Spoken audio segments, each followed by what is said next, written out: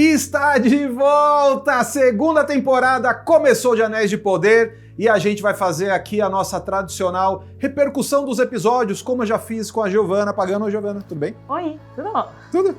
Como a gente fez com a Casa do Dragão, só que a gente vai fazer agora com Anéis de Poder aqui. São duas séries de fantasia, duas séries muito interessantes, às vezes com tomada de poder, trairagem, falta de sororidade, mas aqui é uma série um pouquinho diferente. E a gente vai falar aqui dos 3 primeiros episódios que saíram aí todos de uma vez. Então, tem essa dinâmica diferente também, né? Porque a Casa do Dragão era um episódio, agora a gente tem que comentar 3, que nem a gente fez no The Boys e o João Jedi. Aí quero saber de você, Marcelo Hessel, o que você prefere? Prefere destrinchar episódio por episódio? A gente faz um geral? O que você quer fazer? Vamos fazer no geral? Eu acho que dá pra gente meio que tentar entender o que acontece nesses 3 primeiros episódios. Bom. Bullet points específicos ao invés de destrinchar o episódio inteiro. Em vez da gente destrinchar, se achar que tem alguma coisa legal de pensar, a gente vai lá e pensa. Mas Beleza. o lance, só repassando rapidinho aqui, não sei se vocês já assistiram os episódios e tal, mas o lance é, a gente começa essa história com os anéis sendo forjados, né? Então a gente tem primeiro ali os anéis dos elfos, logo em seguida a gente pega um pedacinho ali no terceiro episódio, que é a forja dos anéis dos anões, e ao mesmo tempo um relance ali de intrigas dos homens, né? Dos humanos. Então, tipo, você começa a ter o cerco fechado ali com as suas trocas de fantasia do nosso querido Sauron, basicamente. É importante a gente lembrar também que toda essa questão dos anéis está vindo principalmente por conta da permanência dos elfos ou não permanência dos elfos na Terra-média. Os elfos têm aí a sua terra sagrada, que é Valinor, e eles estão na Terra-média e tem uma crescente ameaça, que é a ameaça de Mordor, né? Essa ameaça do lado sombrio da força já existia antes com Morgoth Melkor, que era o antigo Senhor Sombrio. O novo Senhor Sombrio é o braço direito do Melkor Morgoth, também era meio conhecido, que é o Sauron. E os elfos sabem que o Sauron, ou pelo menos as forças do Sauron, estão se reagrupando em Mordor, que foi todos aqueles acontecimentos que aconteceram na primeira temporada, que antes do começo da temporada tava todo mundo, é paz, Galadriel, vai se aposentar, Galadriel. Não, gente, tinha alguma coisa estranha acontecendo. Realmente tinha. E aí a gente tem... workaholic, né? Assim, mas acabou que ela estava certa. Acabou que ela estava certa. E a luz, né, que mantém os elfos na Terra-média, em Lindon principalmente sendo retratada, estava se esvaindo. E aí essa questão dos anéis veio principalmente dessa necessidade dos elfos permanecerem na Terra-média, também para ajudar a Terra-média a permanecer intacta diante das ameaças do mal que estão se reerguendo. Então fica aí nesse dilema moral em... Sabemos que teve um cara um pouco suspeito, que nos ajudou a forjar anéis, mas esses anéis aparentemente vão salvar a Terra-média. E aí, a que preço? A gente usa esses anéis, a gente não usa? A que custo isso vai ser realizado ou não? E é principalmente o primeiro episódio, né? As primeiras cenas, sim. Principalmente tratam desse dilema vindo do Elrond, né? Acho que ele é o grande personagem que protagoniza esse momento de dilema, enquanto os outros elfos eles estão falando, cara, vamos usar logo e vamos resolver o nosso problema e vamos permanecer na Terra-média. Eu acho que esse começo de temporada ele é mais interessante quando você meio que tipo, dá para os personagens sabem o que tá acontecendo, né? Tipo, você tem, como você falou, os elfos conscientes do que os anéis implicam e como o Sauron está usando os anéis ali para meio que tentar marcar a sua volta, só que eles conscientemente escolhem usar os anéis. Aí tem um momento, logo depois disso, em que o Celebrimbor é meio que enrolado ali a meio que entender que o Sauron, na verdade, é um enviado de Valinor, então tem todo um lance ali que já é, pra mim, mais desinteressante, que é o fato de você envolver alguns personagens nesse mistério, sendo que, tipo, atrás, no começo da temporada, você já meio que invalidou esse mistério, entendeu? Tipo, você tem personagens conscientes do que Sauron tá fazendo. De repente, você tem que acreditar que a trama, a partir de agora, o mistério se restabeleceu, entendeu? Então eu achei que, tipo, não me pegou. O terceiro episódio eu acho mais fraco até agora, mas porque você precisa meio que acreditar que o cara realmente conseguiu engambelar todo mundo, sendo que não, tipo, os personagens sabem quem ele é. Essa questão, eu tenho 2 pontos aí interessantes porque você falou. O primeiro na primeira temporada eu fiz muitas lives, principalmente com a galera que gosta de Tolkien e tal, e a principal reclamação era tornar um plot twist, uma reviravolta de enredo, ou construir mistérios em tramas que não precisam ser mistérios. Então o Halbrand ser o Sauron, a montanha, na verdade, ser um vulcão e virar Mordor. Essas são coisas... O Tolkien sempre foi muito direto, ele sempre é muito direto ao ponto, né? Então não tem muito essa parada de... o plot twist, a reviravolta. Isso foi criado para a série. Eu particularmente não me incomodo, Mas eu entendo essa questão do Anatar, agora voltando a Anatar, agora vou enganar, mas como uma visão que vai ser trabalhada a longo prazo pra gente ver as formas de manipulação do Sauron em se tratando de um cara que ele sempre foi conhecido por ser um grande manipulador. Pra quem não sabe, no Legendarium, não tem essa parada de Halbrand, as pessoas saberem que é o Sauron. Não, ninguém sabe nada, ele só aparece lá como Anatar, porque ele... E como o cara que é o que tá trazendo os presentes. É isso, o Senhor dos Presentes, a tradução entre aspas, é o Senhor dos Presentes. Tanto é que a gente vê no começo dessa temporada, a primeira cena, que ele é capaz de se metamorfosear. Sendo um cara com muito poder, inclusive essa cena acho que depois a gente pode discutir rapidamente. A saga do simbionte. A saga do Venom. Vamos dar só um pause pra falar dessa cena. O que você achou da saga do Venom? Achei legal, tipo, já entrou direto na fantasia, entendeu? Eu gosto muito quando ele assume a coisa de fantasia, né? Tipo, você não tem medo de dar o nome pras coisas. Inclusive, porra, na hora que ele fala pro Celebrimbor assim, fala, não, você será o Senhor dos Anéis. E aí, tipo, brilha, as coisas brilham. Toda essa coisa de alta fantasia, que ao mesmo tempo é muito pop e que não tem medo de ser fantasioso, tipo, eu abraço. Então, quando ele aparece como aquela grande maçaroca lá, tipo, aquele piche simbionte, eu gostei também, entendeu? Tipo, tem certas coisas ali que não precisam ser realistas e tal, e quanto menos realista, pra mim, melhor. Eu concordo com você, eu acho que é muito difícil exteriorizar algumas coisas que são fantásticas, né, da mitologia fantástica, mas eu gosto dessa... de como eles mostram realmente a essência do mal, você sente aquilo lá, e de uma forma meio grotesca também, então não tive nada contra. Eu citei isso porque nas primeiras exibições tinha muita gente que nem tinha visto já reclamando que o Sauron era Venom. Gente, não é só uma exteriorização da metamorfose dele. Mas enfim, voltando pro que a gente estava falando... Não, e eu acho também que a série é muito consciente, você falando sobre Tolkien, a maneira que ele escrevia, que escrevia muito direto.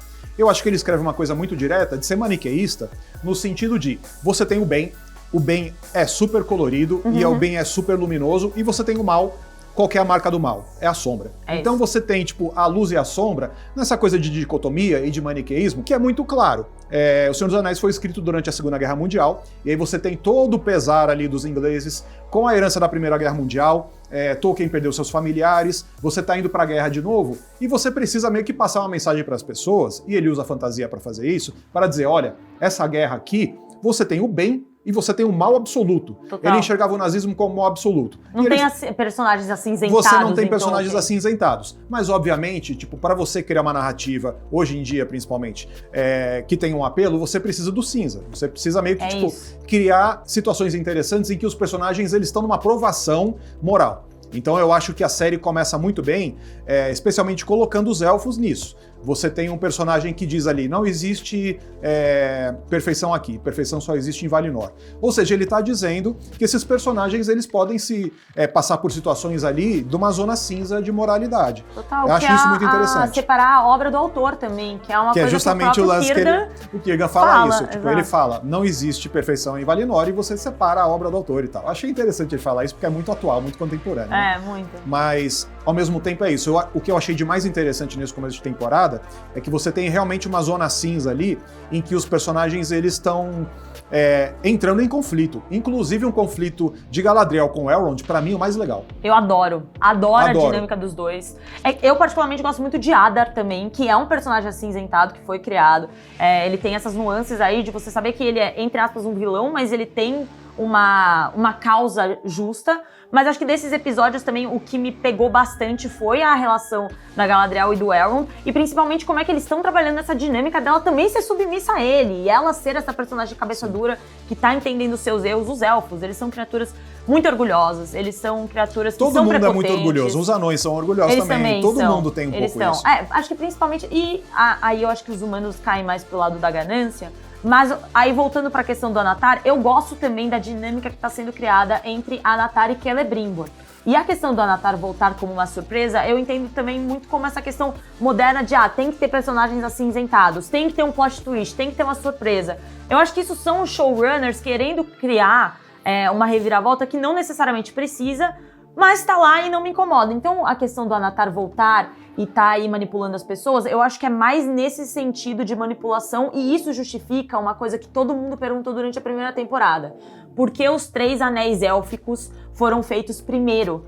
Porque no Legendarium, os 3 anéis élficos, eles são feitos depois dos outros 16. são feitos os dos anãos, são feitos os dos humanos, são feitas de toda a galera, e isso com a influência do Sauron, e os que são feitos, os 3 anéis élficos, o Celebrimbor, ele faz sem a influência do Sauron. E todo mundo virou e falou, cara, não faz nenhum sentido mudarem a ordem, e pra mim agora faz. Por quê? O Anatar, né, o Halbrand, ele volta sob essa premissa de, cara, eu tô voltando aqui e tal, mas o Celebrimbor vira e fala, ué, mas você é meio suspeito, que eu sei que você foi meio exilado e tal, a Galadriel falou pra nunca mais confiar em você, ele virou e falou, pô, mas os anéis funcionaram, então eu te ajudei, eu sou a causa para os elfos estarem aqui. E é nesse momento que o Celebrimbor vira e fala, pô, então eu vou confiar nesse cara, porque se não fosse por ele, nós teríamos que deixar a Terra-média. Então eu acho que a ordem ser trocada dos fatores é justamente para o Halbrand voltar como Anatar e ele enganar as pessoas, porque senão não teria o porquê de aceitarem ele de volta. O Celebrimbor só aceitou ele de volta em Eregion porque ele foi o responsável para os elfos estarem lá. Então eu acho que foi mais nesse sentido, mas eu entendo as pessoas reclamarem dessa questão de que não precisava de uma reviravolta, não precisava de uma surpresa. Mas acho que são movimentos que estão sendo feitos para agradar um tipo de público. Adaptação sempre vai implicar alguma mudança, não é? Se você vai contar a história do mesmo jeito que ela sempre foi contada, então, tipo, não precisa. Né? Real. Eu não me incomodei com a mudança. Eu acho que a mudança, ela se justifica, entendeu? Pra mim, a mudança que é problemática pra mim, não é nem a mudança da, tipo, a ordem da Forge, assim. A mudança é justamente essa, de você falar, olha só, essa galera aqui viu, botando o anel no dedo, viu o que acontece com a luz, entendeu? Viu o que acontece com a árvore que volta a crescer e tal, ou seja, a sua sobrevivência depende desses anéis. Aí o cara chega lá, fala com o Celebrimbor, e ele basicamente convence o cara na base da vaidade. E fala, puta, ninguém realmente dava muita moral pra você, né, e tal. Você é o mestre aqui da sua forja, do seu domínio e tal. O que você vai fazer? Falar, você tem razão, entendeu? Tipo, sim, não, velho, você tem um valor maior, você tem um motivo maior. Aí você volta com uma... Assim, eu acho que não é nem uma questão da adaptação, não. Acho que é mal escrito mesmo, entendeu? Você poderia escrever de um jeito melhor do que você dizer, puta, mano, os mensageiros lá não conseguiram chegar. Aí foda-se, entendeu? A galera que tá lá, tipo o Galadriel, Gil-galad e tal, fala, puta, o cara, o mensageiro não chegou. Ninguém nunca soube. Não, até o Durin chegou primeiro lá, entendeu? Eu concordo com você, eu acho que o Celebrimbor, ele foi reduzido sim, não só nesse problema de escrita, como na primeira temporada também, que é aquele negócio da Liga Metálica, você lembra? Dos Anéis, que tá o Halbrand e ele, e aí ele dá um puta insight pro Celebrimbor, que é tipo, junte aqui a Liga Metálica. Porra, isso é muito juvenil de escrita, faz com que o cara ele esteja manipulando no sentido de colocar lá sentimento, né, na forja, ou colocar alguma questão que envolva sentimentos negativos, ou um controle de manipulação. Ah, não, ele tá ensinando Celebrimbor sobre Liga Metálica, a mesma coisa, o Celebrimbor sendo reduzido novamente a um cara que vira e fala, não, beleza, agora vou me fazer de tapado aqui novamente. Mas eu acho que essa relação deles dois pode ser melhor trabalhada ao longo dos episódios, mas eu concordo com você que é uma questão de escrita meio porca mesmo. Não, porque você já estava dando um pretexto meio que grandioso ali para você criar essa zona cinza pros elfos, né? Tipo, que é o lance, os anéis realmente têm um valor ali. Os poderes dos anéis, pra mim, tipo, nem importa tanto. Você percebe ali nos episódios que os anéis têm o poder de mudar o ambiente, de previdência, porque Galadriel começa a ter, tipo, aqueles flashes do futuro e tal. E o Gil-galad diz que também tem. Então você tem ali algumas nuances dos anéis que não tá claro, mas acho que não precisa ficar claro. Pra mim, o anel é uma grande metáfora de corrupção, assim como era um anel na saga, né? Tipo, só que no caso da trilogia, e obviamente do Senhor dos Anéis, você tem duas coisas. Você tem uma fantasia de travessia, que é clássico do gênero, e aí Senhor dos Anéis é a grande história de travessia, e você tem uma convocação da guerra. Convocação da guerra, obviamente, tipo, pela época que foi escrito, você tem toda aquela coisa dos discursos, aí você tem um comandante na frente dos seus comandados, fazendo todo aquele discurso super emotivo e tal. Se você for tirar do Senhor dos Anéis da trilogia os discursos convocação pra guerra, acabou, não tem nada, não sobra nada, entendeu? Então, nesse caso, você precisa oferecer, como uma série de TV, você tem que oferecer algo além. Então, além de ser uma coisa muito direta e reta, da travessia e da convocação de guerra, você precisa ter algumas coisas ali de dúvida, de conflito, e de você colocar personagens um contra os outros e tal. Então, o segundo episódio tem um momento que, me tocou, assim, que eu achei foda. Você tem o Durin pai e Durin filho, no momento ali, fala, não vou falar com ele, foda-se, não me importo, né? Você tem uma cisânia ali, uma questão de vaidade que os personagens não se entendem. Aí, de repente, corta, a cena seguinte é quando a Galadriel fala pro Elrond, fala, olha, tô sendo humilde aqui, eu errei, foi foda, mas você, como meu amigo, eu preciso de você pra gente ir até lá e a gente forjar esses anéis. E o Elrond fala assim, não vou.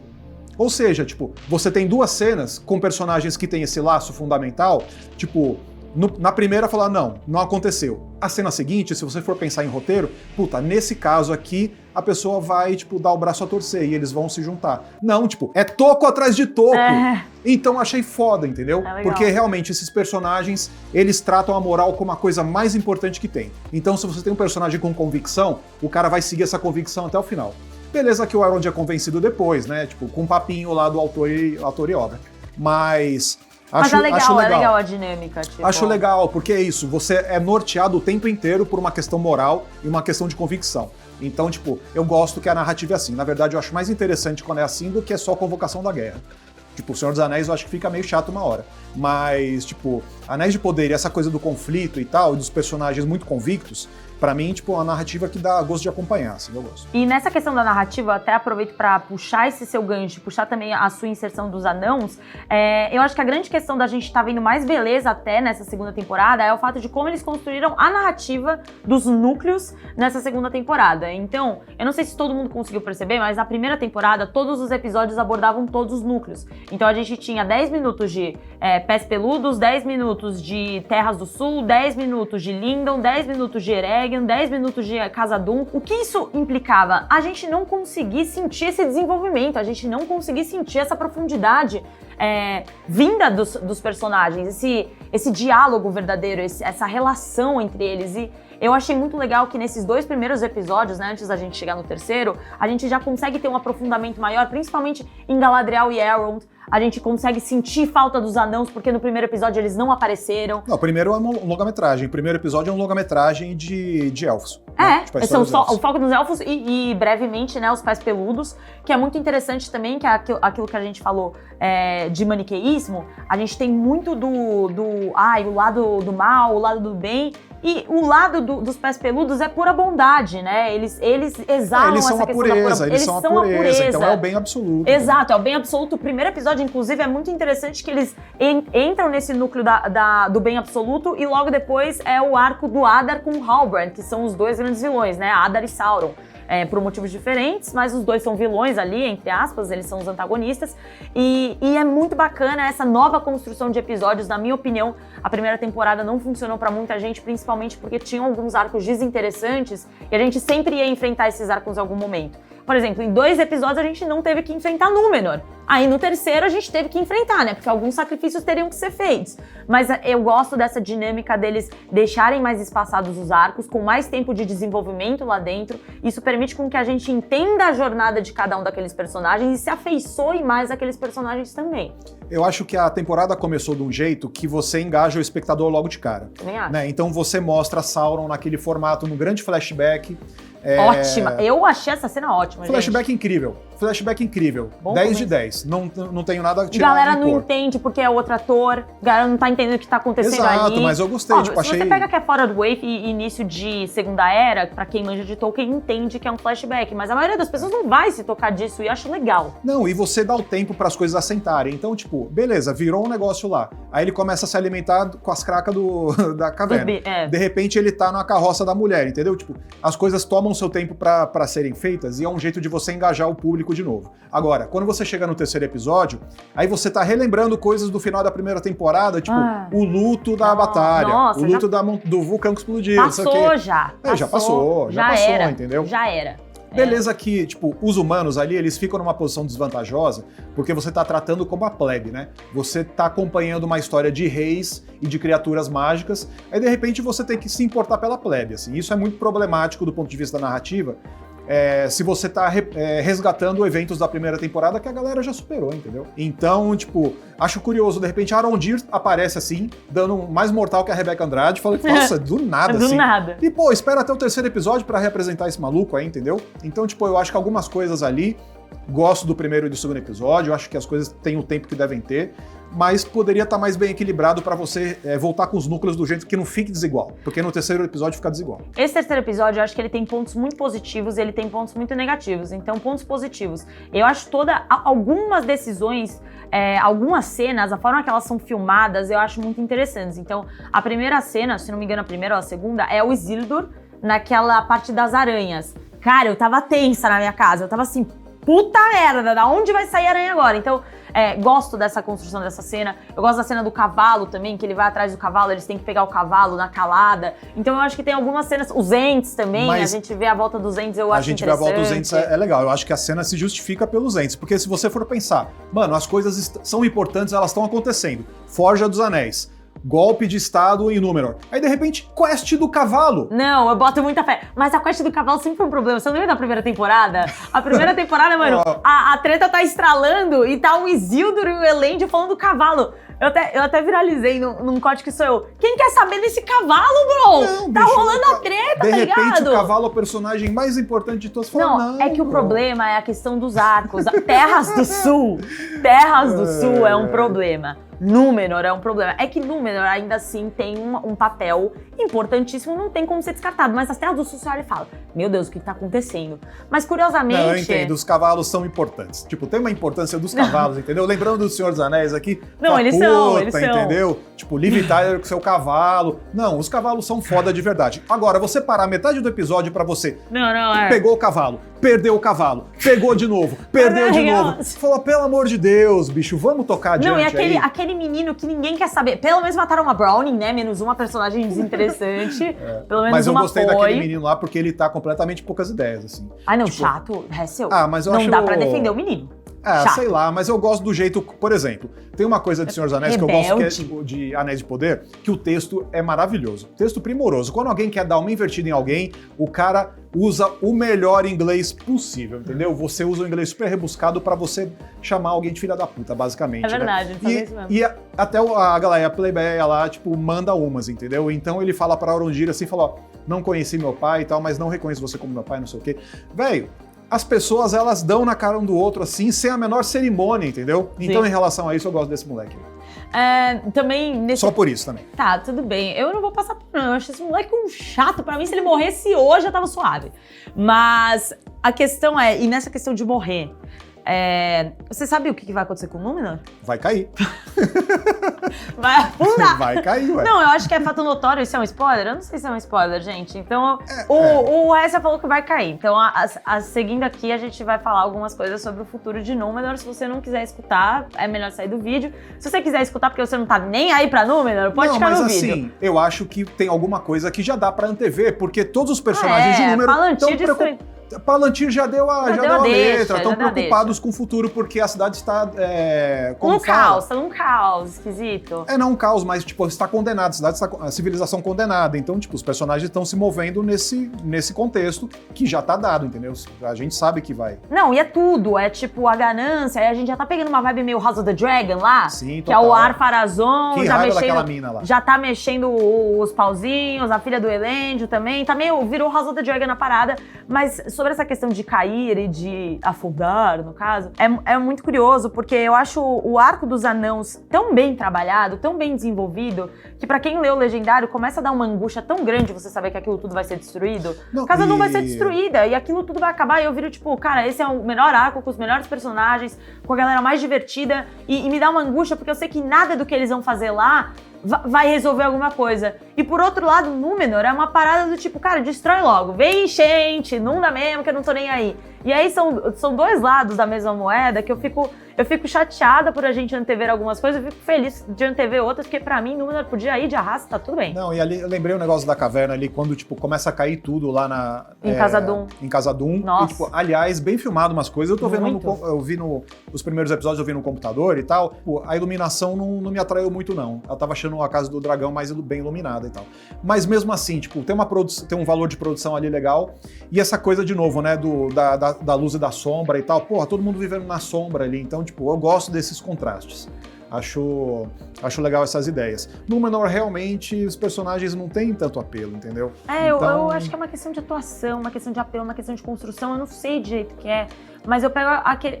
eu não compro Númenor, consegue entender? Eu não engulo Númenor, não me parece uma coisa... E assim, é fantasia, né? Mas é aquele tipo de fantasia que nem a fantasia tá fazendo com que eu engula a parada. Mas assim, é um arco dentre vários. Eu acho que esse terceiro episódio deu uma decaída pra mim, principalmente por conta de Númenor e, querendo ou não, as Terras do Sul, elas não são tão relevantes quanto, cara, os elfos enfrentando uma treta interna e a Natar enganando Celebrimbor pra fazer mais anéis. Então tem muita coisa megalomaníaca incrível que tá acontecendo. E aí a gente, quando fica num ritmo mais terreno, é óbvio que a gente acaba broxando um pouquinho. Tipo, você tem... fica meio desigual, né? Você tem algumas questões muito prosaicas. Então, tipo, intriga de bastidor no palácio. Aí a galera se junta na taberna pra falar mal da rainha, não sei o quê, rainha regente. Do outro lado, o que você tem? Porra, você tem um mago sombrio tramando, fazendo umas coisas com a areia que voa, aí de repente o Istar, que ele cria tudo, um ciclone, entendeu? Tipo, não tem como você disputar espaço, disputar atenção, uma coisa meio catártica e tal, até com os personagens que, no grande plano das coisas, eles têm um papel pequeno, que são os pepeludos e tal. Então, tipo, no geral... eu acho que essas intrigas e essa coisa de Númenor também das Terras do Sul precisam ser mais bem pensadas, assim, para você engajar as pessoas, de fato, nessas pequenas histórias. Assim. Eu acho que Terras do Sul ainda tem uma vantagem que pode ser trabalhar muita fantasia lá dentro. Então, a gente já viu os Ents. Se nos próximos episódios eles trabalharem mais essa jornada lá na floresta, conhecer novos seres, uma mitologia, eu acho que eles ainda podem ficar mais interessantes. E Númenor, cara, eu não sei exatamente o que precisa, mas falta alguma coisa lá. Mas, no geral, eu acho que esses 3 episódios me dão um sentimento muito bom. Sabe o que? Assim, tipo, a gente não tá esperando também que as histórias fiquem bombásticas e tal. Você precisa ter uma flutuação para você dar, às vezes, um respiro na trama. Eu acho que pode ficar interessante se você cria conflitos interessantes. Então, por exemplo, o terceiro episódio ficou muito baseado numa ideia de luto e aquela coisa da convocação, número também, né? Aquela convocação da guerra. A rainha perdeu ali porque ninguém quis seguir ela, entendeu? Às vezes você tem a convocação da guerra e ninguém discuta. Sim. Pode acontecer também. Agora, se você cria conflitos interessantes e tal, a história fica um pouco mais legal. Uhum. Por exemplo, personagens que têm a marca de Adar e quem não tem. Então, tipo, você é apresentado aquela coisa, né? Tipo, Isildur encontra a mina. E, de repente, no final do episódio, você descobre que ela tá com a marca. Uhum. Então, tipo, também pode ter uma zona cinzenta de moral ali, do mesmo jeito que tem a zona cinzenta entre os elfos. Então, tipo, beleza, os personagens que têm a marca, o que eles querem da vida? O que eles querem do futuro e tal? Tipo, dá pra condenar esses personagens ou não? Acho mais interessante quando você pode meio que criar conflitos a partir disso. É melhor do que você só falar, puta, mano, esse personagem aqui, ele tá carregado de luto, tá carregado de culpa e tal. Fica aquela coisa densa e o personagem não te dá nada, entendeu? Eu concordo com você. A única questão que eu ia falar sobre essa menina da marca é que eu acho meio novela. Novamente, precisa ter um romance proibido. Precisa ter um romance tal. E aí eu acho que a Anéis de Poder, ele veste muito a camisa da novela quando não precisa. Então eu acho que essa menina podia sim existir. Ou podia ser um cara, mas aí ela vai ser inserida como romance que é proibido. E aí vem mais esse clichê. Que eu acho que não precisava, mas eu entendo que talvez ela possa ser desenvolvida bem, como ela pode ser só mais uma ninguém lá que foi colocada pra ser o romance proibido do Isildur. A gente vai ver futuramente como é que vão ser desenvolvidas essas tramas aí. Vamos ver. Eu achei mal dirigido esse episódio também, entendeu? Mas aí, sei lá. Eu acho que no saldo geral, desses 3 aí pra começar, é um ótimo começo de temporada. Eu acho ótimo, achei bem. Anéis de Poder, assim, eu não sou da galera que não gosta da primeira temporada, não. Eu acho massa, eu acho bem legal de acompanhar, de assistir. Então eu acho que você tem meio que uma régua ali que você tem que seguir. Então, tipo, começou bem a temporada. Eu acho que ela começou... Eu gosto da primeira temporada, mas eu acho que ela começou até melhor do que a primeira temporada. Eu acho que as pessoas vão gostar mais do que elas estão pra ver aí nesses... O terceiro episódio realmente dá uma caída, mas esses 2 primeiros episódios eu gostei muito, eu acho que o público vai gostar bastante. E é isso, é fantasia, cara. É uma fantasia menos realista até do que Game of Thrones, né? A Casa do Dragão. A Casa do Dragão é fantasia, mas tem aquela parada meio realista também, o neorrealismo e blá blá blá. Cara, Anéis de Poder veste a camisa da fantasia, a gente sente a fantasia, a gente sente... Eu sinto a Terra-média, tem a trilha sonora fala do Dan McCreary, é um negócio bizarro, você se sente imerso na Terra-média. Eu acho que era isso que eu, pelo menos, precisava. Eu gosto de fantasia, eu gosto de fantasia escrachada, eu gosto da dinâmica de Anéis de Poder. Anéis de Poder é colorida, tem cor, tem vivacidade, tem música alta, tem magia, tem felicidade. É isso que eu gosto, eu acho que esses 3 episódios entregaram isso, o terceiro um pouco abaixo. E eu tô feliz e ansiosa pra ver o que nos serve. E abraçar a fantasia também, não só essa coisa, a saga do simbionte. Não é isso, entendeu? Abraçar a fantasia num sentido de, tipo, os personagens estão tratando isso como a coisa mais importante do mundo, então sempre tem essa gravidade, sim, entendeu? total. Essa coisa da gravidade é muito relacionado com fantasia também. E aí, realmente, eu acho que o texto corresponde. Às vezes é mal dirigido, mas o texto é foda. Então, tipo, você fica esperando Durin contra Durin e o momento que eles vão se reconciliar. Ou não, né? Nessa cena, bicho, o texto é foda, porque ele chega assim, e tal, o rei fala assim, pô, você tá gasto, hein, tá feio, né? Ele, mas é que, pô, apanhei dos caras lá da mina, né? A galera lá é meio treta, eles tem mão calejada e tal. Ele, espera os seus filhos crescerem. Tipo, velho, foda, entendeu? Foda. Essa hora eu fiz assim, ó. O Círdan também, o Círdan tava assim, né? Também. Então é isso, né? Tipo, os personagens tratam a situação com a importância de uma história de vida ou morte tem que ter. Sim. Então, em relação a isso, realmente é alta fantasia. Então, vamos pra frente. Gostei. É isso. Então, o saldo positivo dos 6 primeiros episódios. Saldo positivo. Agora é esperar os próximos e torcer que eles continuem assim. Mas deixa aí nos comentários o que vocês acharam dos 3 primeiros episódios. Estamos engajados ou não com Anéis de Poder? Nós estamos. Estamos.